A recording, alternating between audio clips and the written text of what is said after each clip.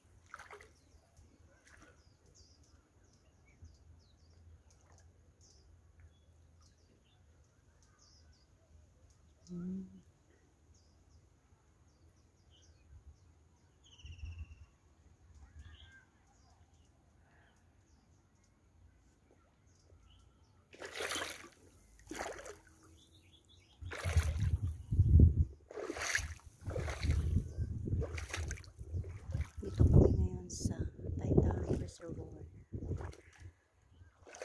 Since sa low tide siya, so nakapunta ako dito. Kanina kasi high tide, mataas ang tubig, so hindi mo makikita itong mga bato na ito. Maghanap ako ng yung talangka na naglalabasan. Kaso pag binibidyohan ko na, nagtatago na. Yan siya. Ganda, diba? Ganda ng place.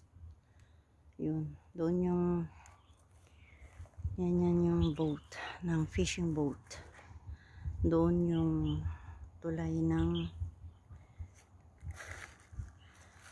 bridge ng Taytay Reservoir. Silent R Reservoir. So yan siya. Ito guys. So I go up again. Yan. Yun yung tulay ng Taytay. Yung bridge napakahaba. Yun, papunta siya ng Stanley. So yan. Yan. Nagawi pa sana ako dun sa kabila. Kaso baka biglang tumaas ang tubig. Mahirap bumalik.